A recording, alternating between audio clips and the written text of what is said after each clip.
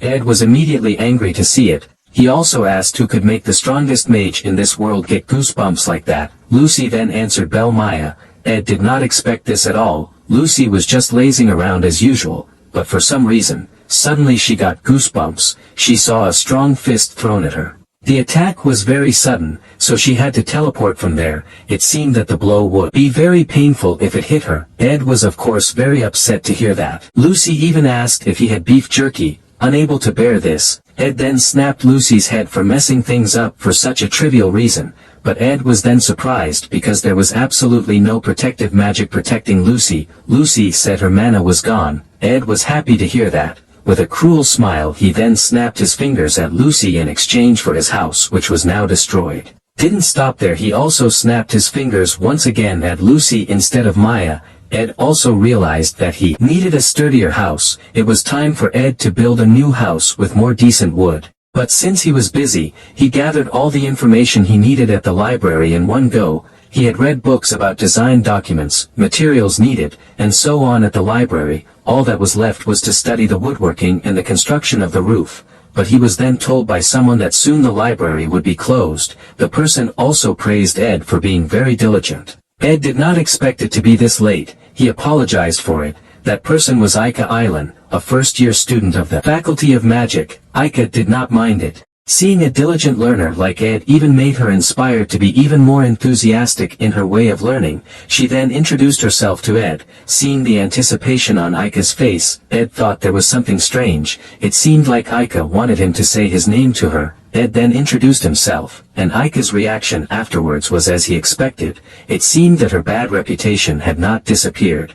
She was still too busy to be able to change it, but Ed was then surprised when Aika said, the rumors turned out to be quite different from the reality. Ed had read all those complicated books in just a few days, and he had also read 6 technical texts today. They said that he acted all arrogant when they didn't even know anything. It seems that rumors can't always be trusted. Aika knows other people who are as diligent as him. Aika said she would support him. Ed thanked her for that. Aika then said goodbye and asked Ed to be careful on his way home. He also needed to close the library and then return to the dormitory, but Ed was then surprised when an earthquake suddenly struck, which caused them to have difficulty standing up. Aika then felt scared when a large bookshelf was about to fall on her.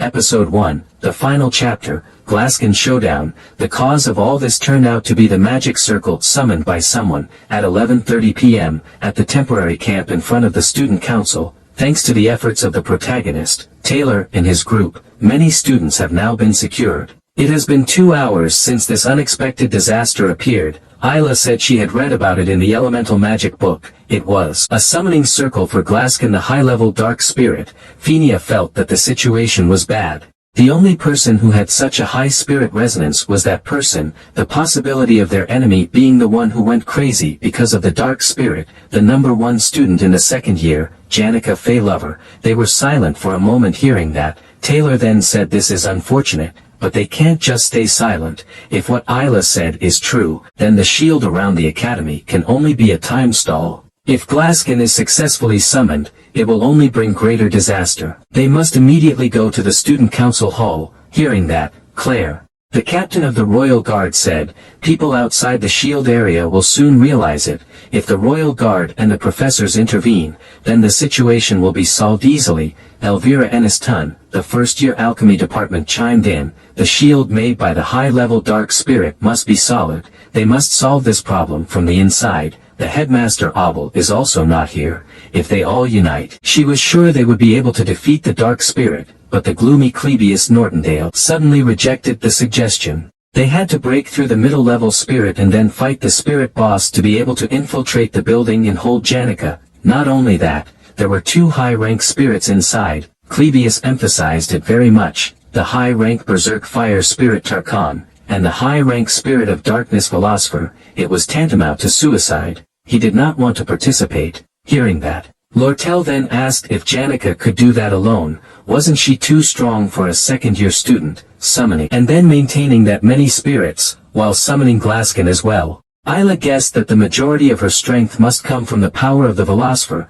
Janica was just a container for its manifestation. Dark spirits are the main enemy of a spirit sorcerer. Their power is so great that makes them difficult to control by a spirit sorcerer. In fact, you could say that they are demons who play and control spirit sorcerers. That's why all spirit sorcerers guard their minds. Otherwise they can be devoured. No one knew how the Velosphere managed to control Janica, the most expert in the field of spirits, but that was not the most important thing right now. The crucial thing was to decide their future actions. There was only one person who could decide that. Zix then asked Phinia to instruct what they should do. Phinia was silent for a moment hearing that. The environment was suddenly silent as everyone waited for her decision. Suddenly, the words of the man who looked indifferent came to her mind. If only she could do that. Phinia then said they would move in an hour. Only trained people would move later, including herself, Claire, the best students from each year, and Class A students. They would only bring people whose abilities were tested, so Phinia asked to prepare them mentally.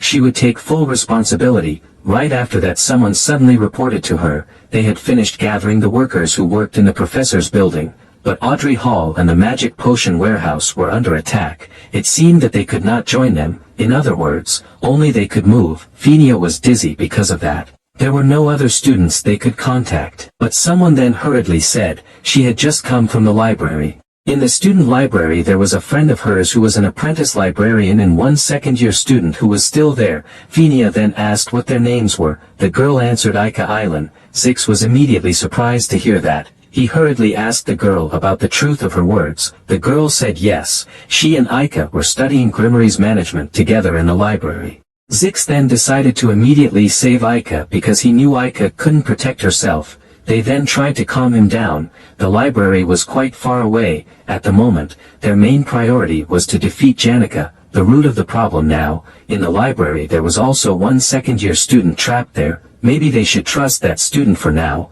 Their reasoning convinced Zix a little, but he still felt indecisive at the moment. Phinia then asked the girl about the second-year student, but the girl seemed hesitant to say it. Zix immediately told the girl to stop hiding it, and quickly say it right now. The girl then said, the student was Ed Roth Taylor. Zix's aura instantly changed when he heard that name. The girl apologized. Ed continued to be there until late at night. She felt upset, until she left him with Ika. They knew themselves what kind of person Ed was, but Ika would not care about such rumors. They did not believe that Ed Roth Taylor, the bastard, was trapped in the library with the librarian. Phinia and Lortel were worried about Zix's current situation. They then tried to stop him from leaving. Phinia still suggested to at least believe in Ed. They were certainly surprised when they heard her suggestion. Phinia also seemed to realize her mistake, but Zix completely ignored them, and immediately rushed towards the library. Even though many spirits were blocking his way, Zix still continued to move forward by slaughtering them all.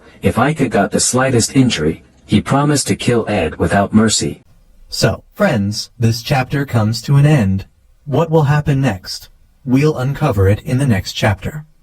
Don't forget to rate this chapter out of 10 in the comments. We'll see you in the next video. Until then, take care and goodbye. Don't forget to like the video and subscribe to the channel.